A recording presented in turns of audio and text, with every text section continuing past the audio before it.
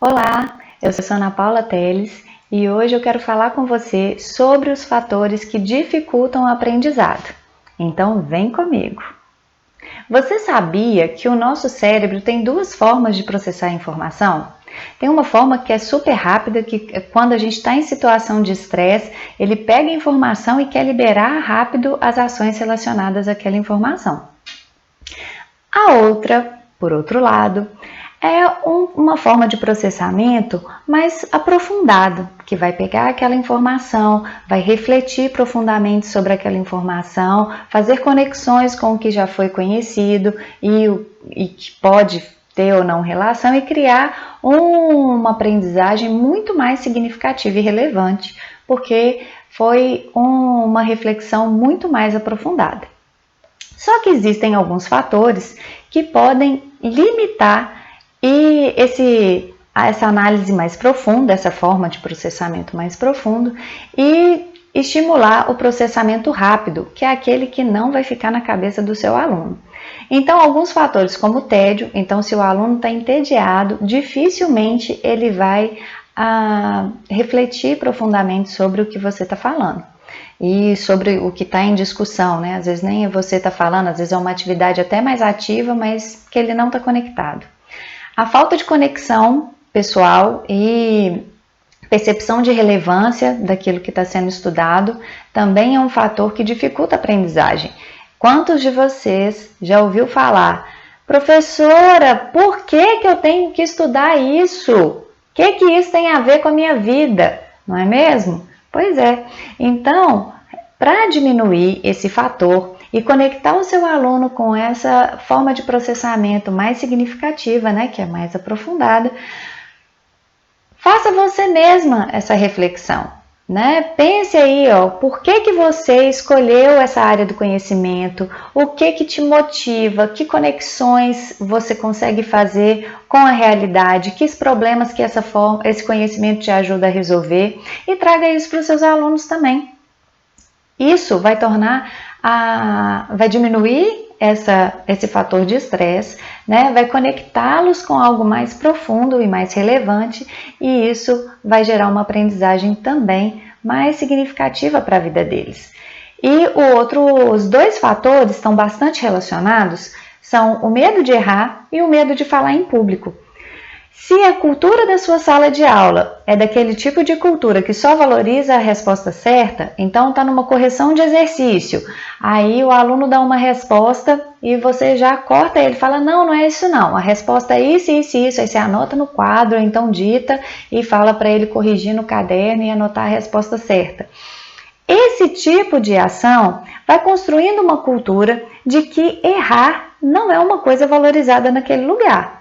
Então, gera o medo de errar, né, o medo de falar em público, por quê? Porque o seu aluno vai começar a pensar o seguinte, eu não posso fazer pergunta idiota, isso aqui que eu estou pensando é claro, é besteira.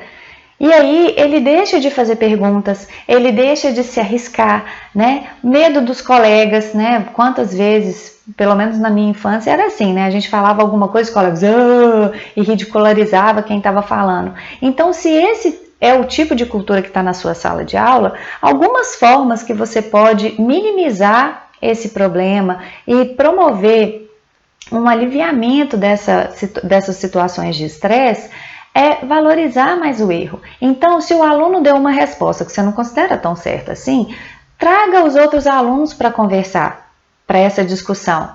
Por exemplo, o aluno deu uma resposta errada, aí você traz outro aluno, gente, o que vocês acham dessa resposta? Todo mundo respondeu a mesma coisa?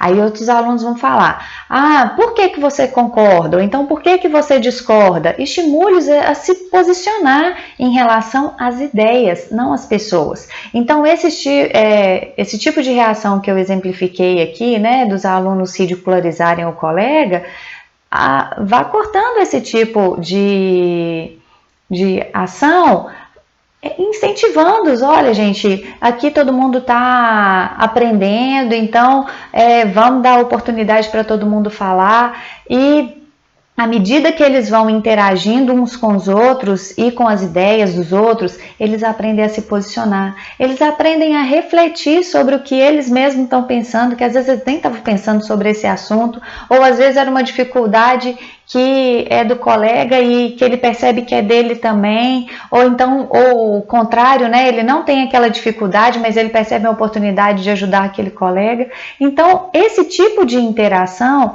ele promove uma redução desse estresse, né? Então, aos poucos, a cultura da sala de aula ela passa a ser tão favorável ao erro, a se arriscar, a se posicionar, a falar o que pensa de uma forma respeitosa com o outro, que esses dois fatores eles não vão interferir mais, porque eles vão deixando de existir, né? Não vai existir mais o medo de errar e de falar em público, ou pelo menos vai estar bem minimizado. E assim,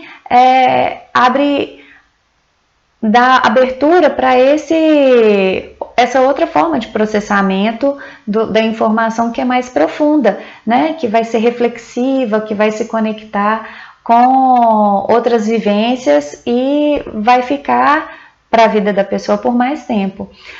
Outros dois fatores relacionados, que são sentir-se sobrecarregado e ansiedade. Quando a gente lota os nossos alunos de atividades e de conteúdos, eles se sentem sobrecarregados e ansiosos, porque gera o sentimento de que não vão dar conta, gera o sentimento de que é coisa demais, e aquilo ativa o modo de processamento mais rápido. Então, eles têm que liberar rápido, por exemplo, tem que fazer a atividade, então faz de qualquer jeito e libera rápido aquela situação para se livrar do estresse. Então, se está fazendo rápido, não está processando de uma forma que vai ficar a longo prazo. Né? Então, quando eu estou falando dessas formas de processamento, quando a gente faz um processamento rápido da informação, ela não fica com a gente a longo prazo. Né? Só quando a gente consegue fazer uma reflexão mais profunda e conectada com outras coisas que a gente já conhece, é que, de fato, aquele conhecimento fica mais tempo, né? Ele passa a fazer parte da nossa constituição, do nosso conjunto de conhecimentos, né? E então uma forma de reduzir esses fatores é você olhar no seu conteúdo o que de fato é essencial, né? Quais são as coisas que os alunos não podem sair dali sem saber. Ao pensar sobre isso, você pode fazer ações mais direcionadas, né, que diminua essa sobrecarga, diminua esse sentimento de ansiedade, direciona melhor as demandas. Esse pode ser um caminho. E o último fator, não menos importante, que eu quero trazer para você, são os problemas pessoais. Né?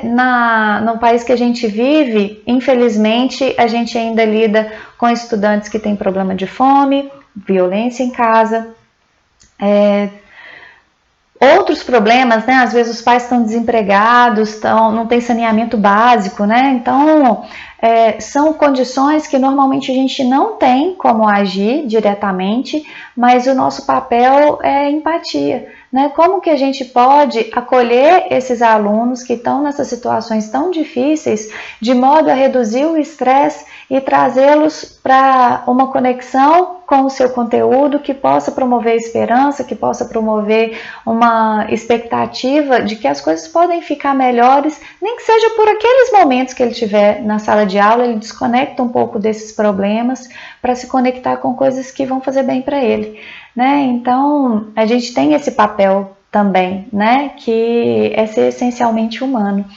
E não que a gente vai conseguir resolver esses problemas pessoais, mas a gente pode trazer aquele calorzinho para o coração, né? E trazer o seu aluno para ter experiências boas enquanto ele estiver com você, tá certo? Eu espero ter contribuído, né, com essas ideias e que você esteja estimulado e estimulada a reduzir esses fatores de estresse e conectar os seus alunos com essa parte do cérebro que processa a informação de forma mais profunda, mais relevante e que faz com que aquele conhecimento seja parte do conjunto de conhecimentos que o seu aluno tenha.